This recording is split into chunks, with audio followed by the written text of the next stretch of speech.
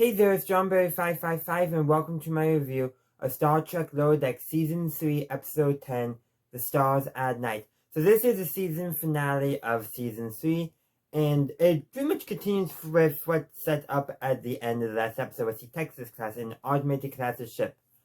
And a lot does go on.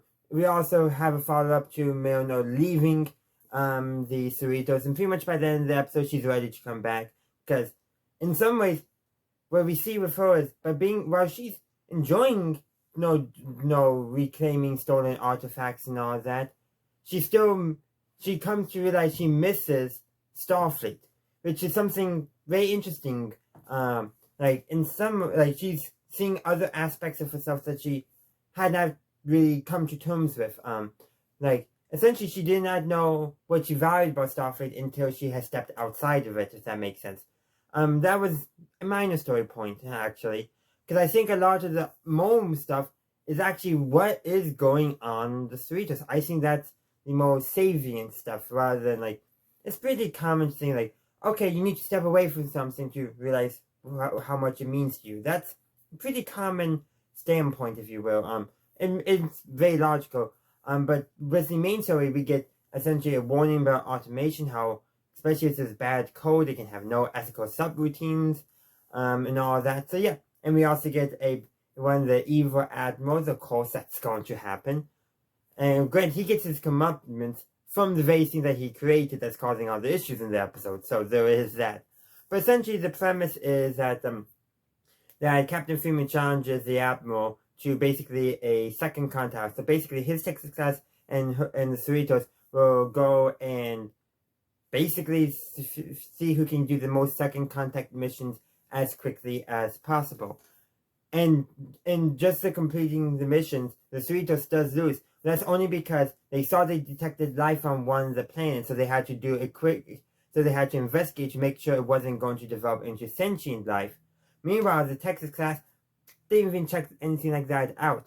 And essentially that's when Freeman, she's then bummed that she lost, but when she heard Tindy talking about how, essentially that Tindy did the more thing that the Texas class didn't basically follow the Prime Directive, that made Freeman realize why the automated type ships of the Texas class cannot work out. And that's when we figure out the admiral is one of the evil admirals, and then he orders the Texas class to attack the Cerritos, to destroy it, basically to hide that stuff up. But that's right, but he doesn't do that until Rutherford comes in and reveals that the code using for the Texas class is the code that he developed in his younger days before he got his implant, and that it was the admiral who removed his memories of all that stuff. Not to mention, it's the same code that he used for Badgie. Yeah. And so as soon as, and of course, the Admiral does not realize, that by essentially letting the AI do free reign, that's going to be bad. It's bad. But in the end, Milner hears what's going on, and so she actually gets all of the other Californian class, all of them, to come and help the Cerritos, and they defeat the Texas class. Of course, before they do that, only one Texas class ship survives against the Cerritos, so that's because the Cerritos. That's only because they finally eject the warp core, something Shax had been hoping to do pretty much since the beginning of the series. But one neat little thing is, early on in the episode, basically Boimler is doing impressions of all the bridge crew and then Shax walks in doing his, and so that upsets Shax. But it's Boimler who gets everyone to realize what Shax is saying is what they actually have to do to defeat the Texas class ships. It's to inject the warp core and use it as a mine to destroy them. Of course, one of them does survive. But that's when Milner comes in with all the other California class ships, and they're able to defeat the last. They're able to defeat the last ship. So I just love how all that stuff connects up together and really forms these character actions. They live together, they work together, they have their disagreements, but at the same time they know each other. So in a sense, whenever Shax said let's eject the warp core, everyone dismisses him because he's always saying that. But Boimler in this situation, because he's also listening to everyone going on, he realized that's what they actually have to do.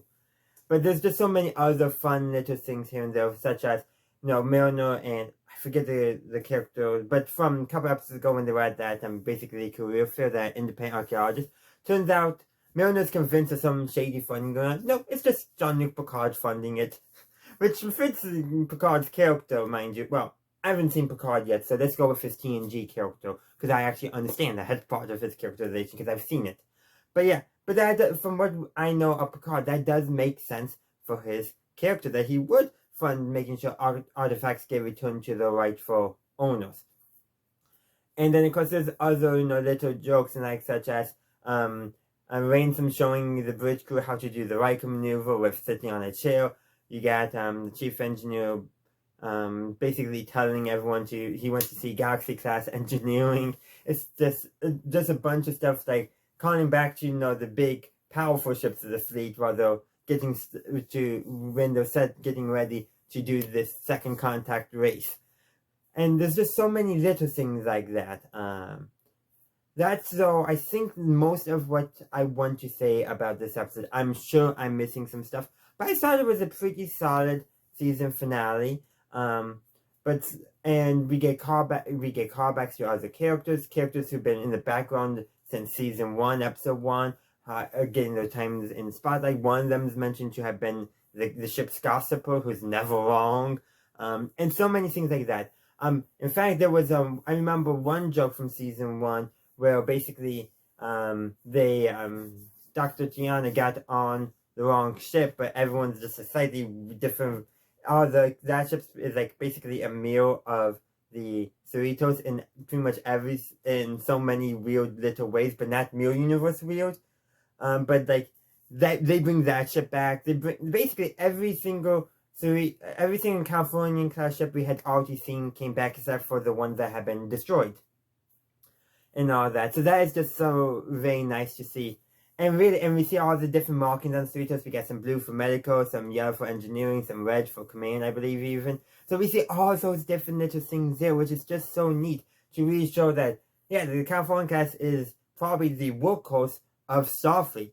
At one time, that was probably the Excelsior before it became the main ship of the line. And even then, in TNG, it was still very much a workhorse. But seeing like this, a true TNG era workhorse for the fleet, that's not an old buff or something like that, it's pretty impressive to see, at the very least. But that, I think, is actually where I'm going to conclude my thoughts. I hope you enjoyed my review. If you did, please be sure to like, upvote, share, subscribe, follow, and check out all the links down below. Also, feel free to let me know in the comment section, what did you think of this episode? I would love to hear from you. And as always, have a good day, a good night, wherever you are. Live long and prosper.